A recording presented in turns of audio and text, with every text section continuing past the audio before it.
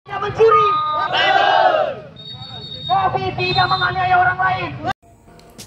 Kemarin, ratusan nelayan dan petambak pun kembali melakukan aksi di depan kantor penghubung Provinsi Kaltara dan Kepala Balai Karantina Ikan, Pengendalian Mutu dan Keamanan Hasil Laut Perikanan terhadap ketegasan pemerintah Provinsi Kaltara dalam menyikapi persoalan tersebut. Aksi tersebut diketahui dilakukan oleh para nelayan kepiting lantaran adanya indikasi pengiriman kepiting betelur yang didapati oleh sejumlah petugas. Sejak unjuk rasa dilakukan hingga pukul 14 WITA, perwakilan massa pun belum melakukan komunikasi dengan Gubernur Kaltara karena diketahui Gubernur Kaltara masih berada di Jakarta dan memiliki agenda rapat dengan Presiden dan Menko Kemaritiman.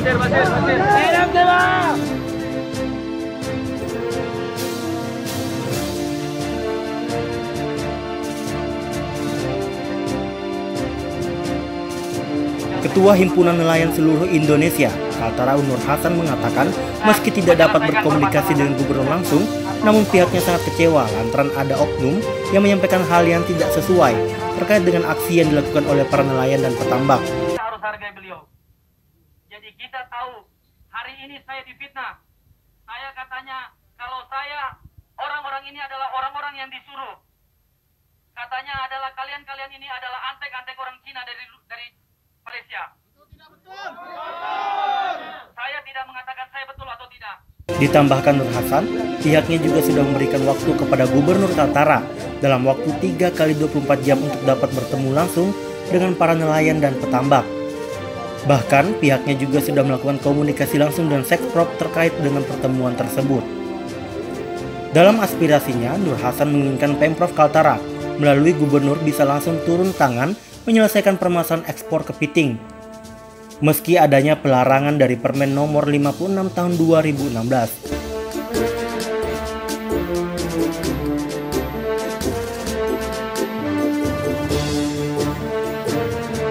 Namun pihaknya berharap untuk di wilayah Kaltara memiliki pengecualian. Apalagi di Kaltara diketahui kepiting yang ekspor adalah kepiting hasil budidaya para nelayan dan petambak.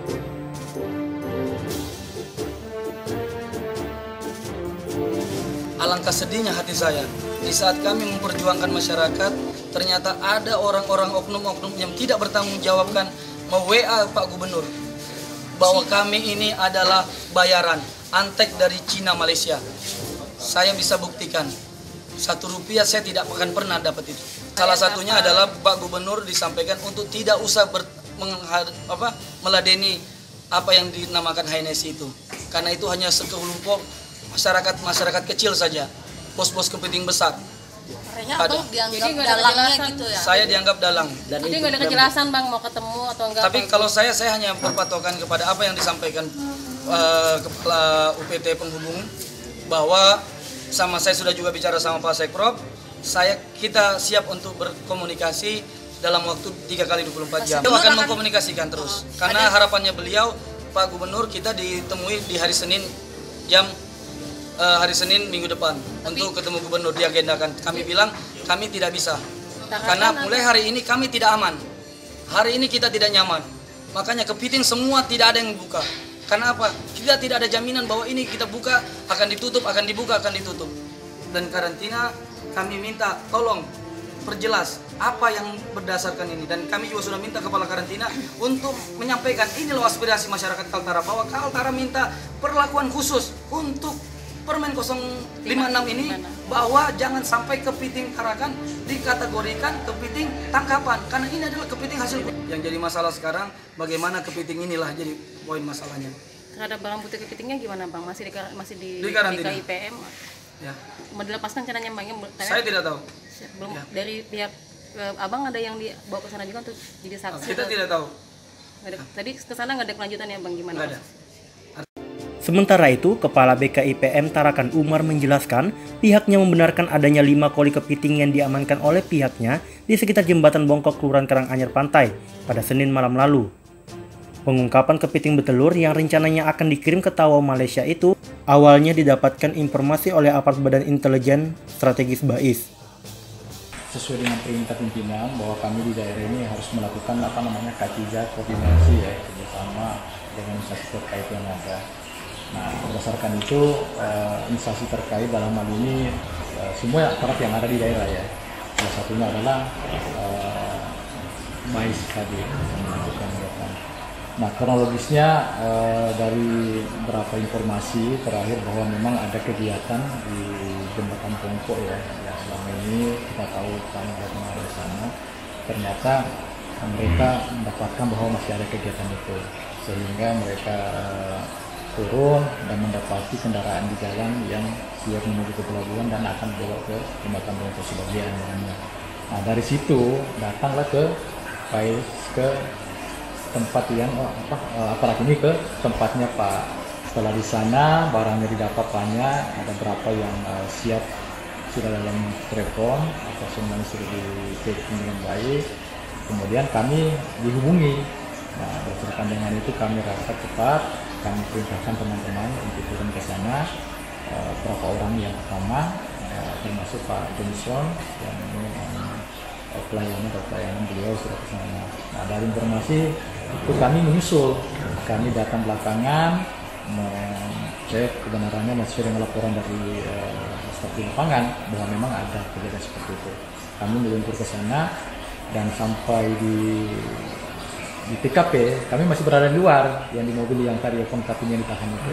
Kami di situ dan setelah mendengar informasi bahwa ada sedikit perkembangan diskusi di dalam yang dipertanyakan bagaimana keabsahannya atau semua terkait dengan aturan yang ada atau semua, makanya karena itu teman-teman inisiatif bahwa menyampaikan ke saya supaya saya bisa bergabung dengan mereka di dalam di Jembatan Pongko itu di dalam itu.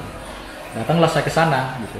Datang saya ke sana, setelah sampai sana ternyata sudah kumpul orang banyak gitu.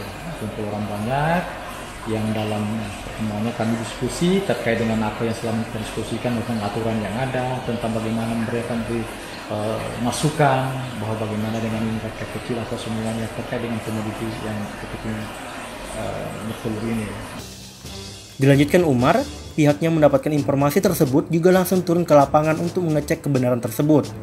Sebenarnya pihaknya mendapati 41 koli kepiting betelur yang rencananya akan dikirim, namun pihaknya hanya mengamankan 5 koli saja untuk jadikan barang bukti.